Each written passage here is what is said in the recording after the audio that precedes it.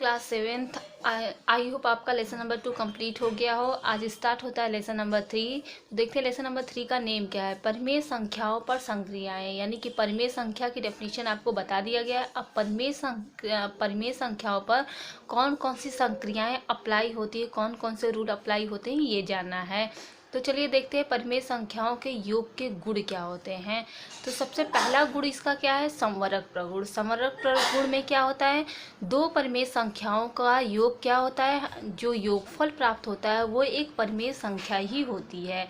Second गुण क्या है इसका, क्रम विनिमेय प्रगुण। दूसरा गुण ये है कि अगर क्रम को परिमेय संख्याओं का क्रम बदलकर योग किया जाए तो दोनों स्थिति में जो योगफल प्राप्त होता है वो सेम होता है, यानी कि ए को बी में ऐड करें या बी को ए में ऐड करें, दोनों ही परिस्थिति में आंसर जो आएगा आपका सेम ही आएगा। तीसरा गुण इसका क्या है, साहचर्य प्रगुण। साहचर्य प्रगुण में अलग अलग ग्रुप बना करके अगर हम योग करें तो उनका जो योगफल प्राप्त होता है वो भी सेम होता है। जैसे यहाँ पहले ए प्लस बी को ऐड करके फिर सी में ऐड किया जाए, या फिर बी प्लस सी को ऐड करके फिर ए में ऐड किया जाए, तो दोनों परिस्थितियों में जो आंसर आएगा वो आपका आंसर सेम ही आएगा। यानी कि साहचर्य प्रगुण में अलग अलग ग्रुप बना करके योग ज्ञात करने पे वो जो योगफल प्राप्त होता है वो सेम होता है। चौथा गुण इसका क्या है, योगात्मक तत्समक। योगात्मक तत्समक क्या होता है, वह संख्या जिसमें किसी परिमेय संख्या में उसे जोड़ा जाए तो वही परिमेय संख्या प्राप्त होती है, उसे योगात्मक तत्समक कहते हैं। जैसे फॉर एग्जांपल ए है, ए कोई परिमेय संख्या है, अगर हमें ए ही प्राप्त करना है तो इसमें क्या ऐड किया जाए, इट मीन्स इसमें ज़ीरो ऐड करना पड़ेगा। तो ज़ीरो क्या है, योगात्मक तत्समक है। ए में ज़ीरो को ऐड किया जाए या ज़ीरो में ए को ऐड किया जाए, हमेशा क्या प्राप्त होगा, हमें ए ही प्राप्त होगा। पांचवा गुण इसका क्या है, योज्य प्रतिलोम। योज्य प्रतिलोम क्या होता है, यानी कि कोई भी परिमेय संख्या ऐसी हो उसमें ऐसा क्या ऐड किया जाए कि उसका जो योगफल प्राप्त हो वो हमें जीरो प्राप्त हो। यानी कि अगर वो जो परिमेय संख्या हो उसका अपोजिट साइन वाला परिमेय संख्या ले ले, उसमें ऐड करे तो वो जीरो प्राप्त होगा। सपोज दैट ए अगर कोई परिमेय संख्या है तो उसका जो योज्य प्रतिलोम होगा वो माइनस ए होगा। जैसे फॉर एग्जांपल 1/2 आप ले तो उसका योज्य प्रतिलोम क्या हो जाएगा, -1/2। अब आपका स्टार्ट होता है एक्सरसाइज। एक्सरसाइज आपका कौन सा है, 3.1। 3.1 में आपका एक्सरसाइज जो है, अब देखिए स्टूडेंट, एक्सरसाइज 3.1 में जो फर्स्ट क्वेश्चन दिया हुआ है, निम्नलिखित परिमेय संख्याओं को जोड़िए। उसमें से फर्स्ट क्वेश्चन का फर्स्ट हमने सॉल्व किया है, 6/7 और 4/7 का योग करना है। तो 6/7 और 4/7 को सबसे पहले हम प्लस साइन लगा करके लिख देंगे, उसके बाद इक्वल करके 7 और 7 दोनों का हर सेम है तो एलसीएम भी ये 7 ही आएगा। और जब सेम जो हर है वही एलसीएम आता है तो अंश को हम योग कर देते हैं। तो 6 + 4 क्या हो जाएगा, 10। 10/7 आपका आंसर है। ऐसे ही बाकी क्वेश्चन फर्स्ट क्वेश्चन में कर लीजिएगा। अब क्वेश्चन नंबर सेकंड में दिया हुआ है, सरल कीजिए।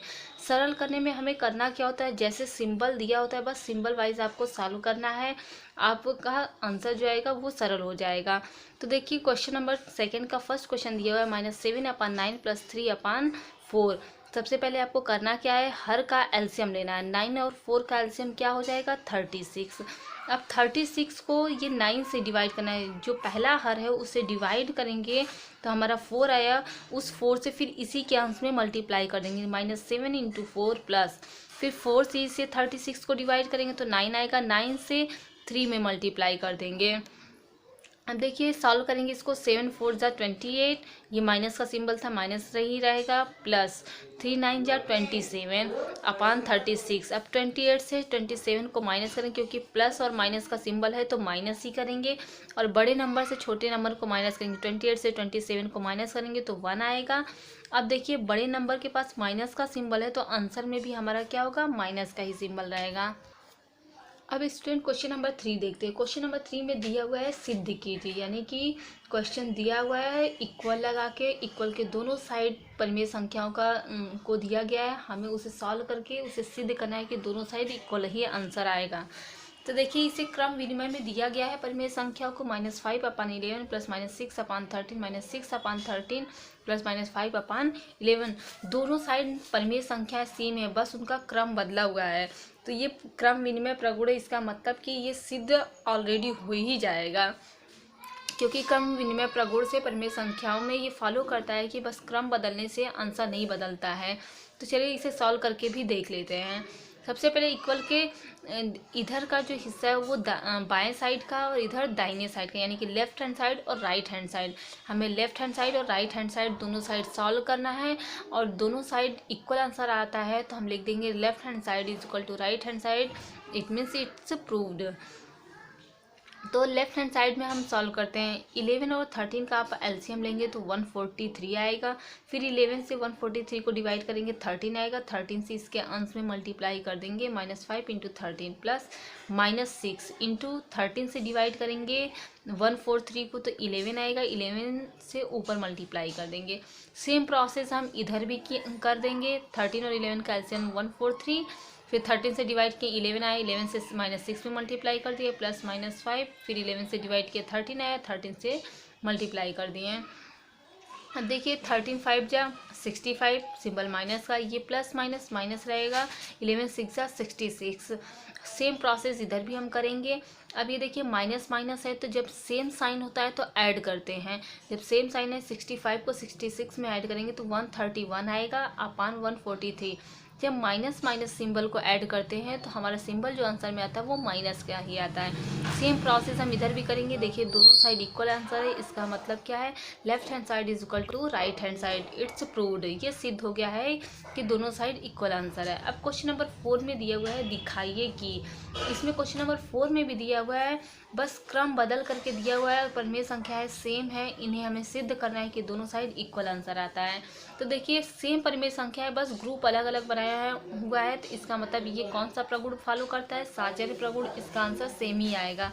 तो सॉल्व करके देखते हैं। सॉल्व करते हैं तो हमें सबसे पहले क्या करना होगा, ब्रैकेट का सॉल्व करना होगा, और ब्रैकेट के बाहर का बस उतारते रहना है। 3/4 प्लस 6 और 8 कैल्शियम लेंगे तो 24। 6 से डिवाइड करेंगे तो 4 आएगा। 4 से -5 में मल्टीप्लाई करेंगे प्लस 8 से डिवाइड करेंगे 24 को 3 आएगा। 3 से मल्टीप्लाई कर देंगे 7 में। सेम प्रोसेस हम इस ब्रैकेट में भी करेंगे।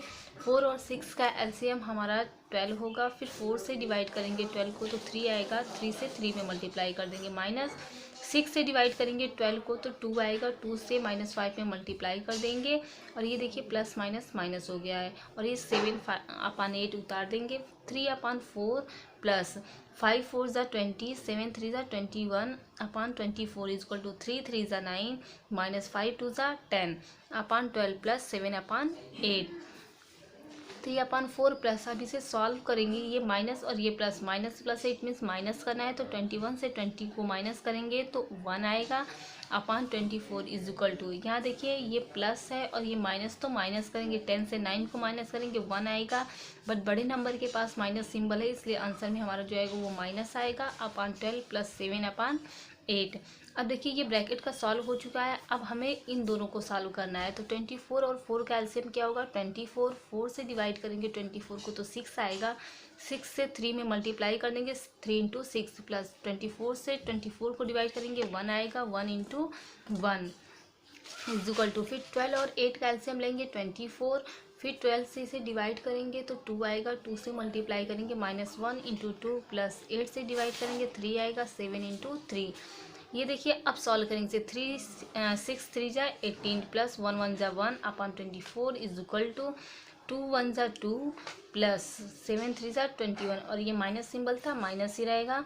अब इसे कैलकुलेट करेंगे। 18 + 1 19 अपान 24, इधर कैलकुलेट करेंगे। ये देखिए माइनस, ये प्लस तो माइनस होगा। 21 से 2 को माइनस करेंगे 19 अपान 24। इट मीन्स इधर देखिए लेफ्ट हैंड साइड में और राइट हैंड साइड दोनों का आंसर सेम आया, तो it means left hand side is equal to right hand side. It's proved. अब देखिए क्वेश्चन नंबर 5 में क्या दिया है। क्वेश्चन नंबर 5 में दिया है सरल कीजिए। सरल कीजिए में हमने पहले ही बताया था, जो सिंबल दिया होता है सिंबल के बेस पे सॉल्व करते जाते हैं, वो ही सरल करना होता है। तो क्वेश्चन नंबर 5 का फर्स्ट दिया हुआ था 2/5 प्लस 8/3 प्लस -11/15 प्लस 4/5 प्लस -2/3। सबसे पहले हमें हरों का एलसीएम लेना है। 5 3 15 5 3 है, तो इन सब का एलसीएम क्या आ जाएगा 15। फिर अब वही प्रोसेस है, हर से डिवाइड करके अंश में मल्टीप्लाई करना है। 5 से डिवाइड करेंगे 15 को तो 3 आएगा, 2 इंटू 3। 3 से डिवाइड करेंगे 15 को तो 5 आएगा, 8 इंटू 5 प्लस माइनस 11 इंटू 15 से 15 को डिवाइड करेंगे 1 आएगा, 1 से मल्टीप्लाई कर देंगे प्लस 4 इंटू 5 से डिवाइड करेंगे 3 आएगा तो 4 इंटू 3 प्लस माइनस 2। फिर 3 से डिवाइड करेंगे 15 को तो 5 आएगा, माइनस 2 इंटू 5। अब देखिए इसे कैलकुलेट करना है, 2 3 जा 6, 8 5 जा 40, ये प्लस माइनस माइनस हो गया, 11 1 जा 1, 4 3 जा 12, प्लस माइनस माइनस 2 5 जा 10। अब जो देखिए ये प्लस वाले सिंबल वाले हैं उन्हें क्या कर लेंगे, ऐड कर लेंगे, यानी कि 6 40 और 12 को ऐड करेंगे तो 58 आएगा माइनस, और जो माइनस वाले सिंबल हैं वो आपस में ऐड हो जाएंगे, 11 और 10 को ऐड करेंगे तो 21 हो जाएगा, और जब माइनस वाला ऐड करेंगे तो सिंबल माइनस का ही लगेगा। 58 से 21 को माइनस करेंगे तो 37 आएगा अपॉन 15। ये आपका आंसर आ गया। अब क्वेश्चन नंबर 6 में क्या दिया हुआ है, प्रत्येक का योगात्मक प्रतिलोम ज्ञात कीजिए। तो हमने योगात्मक प्रतिलोम में बताया था कोई भी परिमेय संख्या दी हुई है उसकी साइन चेंज कर देंगे तो वही उसका योज्य प्रतिलोम यानी कि योगात्मक प्रतिलोम हो जाता है। तो क्वेश्चन नंबर 6 का फर्स्ट क्वेश्चन दिया था 1/4, तो 1/4 का योज्य प्रतिलोम इज इक्वल टू या योगात्मक प्रतिलोम इज इक्वल टू -1/4। बस इसकी साइन चेंज कर देंगे, आपका योगात्मक प्रतिलोम हो जाएगा। अगर ये इस माइनस सिंबल में होता तो उसका माइनस हटा देते, पॉजिटिव सिंबल में हो जाता। अब क्वेश्चन नंबर 7 में दिया है सरल कीजिए। सरल कीजिए में 0 प्लस करके दिया है, फर्स्ट क्वेश्चन में 0 + 9/11, इसे सरल करना है। अब देखिए 0 के नीचे हम कोई भी नंबर ले ले कोई इफेक्ट तो पड़ता है नहीं, तो यहाँ 11 था तो इसका जो हर है उसे हमने 11 ही लिया है, तो 0/11 + 9/11, और जब सेम हर होता है तो एलसीएम भी वही आएगा और अंश को ऐड कर देते हैं, 0 + 9 = 9/11। ऐसे 7 का क्वेश्चन नंबर 6 भी हमने सॉल्व कर दिया, -2/-7 + 0। तो 0 का जो हर है वो हम -7 ले सकते हैं क्योंकि कोई भी नंबर ले हम हर में 0 के कोई फ़र्क तो पड़ता नहीं। तो अब देखिए सेम हर है तो एलसीएम भी सेम ही आएगा -7, और जब सेम हर होता है एलसीएम सेम आता है तो हम ऊपर अंश जो दिया रहता है उसे ऐड करें, तो -2 + 0 = -2/-7, और माइनस से माइनस कैंसिल हुआ, आया = 2/7। इस कंप्लीट हुआ, आपका एक्सरसाइज कंप्लीट हुआ। और जो क्वेश्चन बाकी क्वेश्चन करते रहिएगा, एक्सरसाइज में जो क्वेश्चन नहीं आएगा आप पूछते रहिएगा। सिर्फ एक 3.1 एक्सरसाइज की बात नहीं कर रहे हैं, पिछले एक्सरसाइज में भी आपका जो क्वेश्चन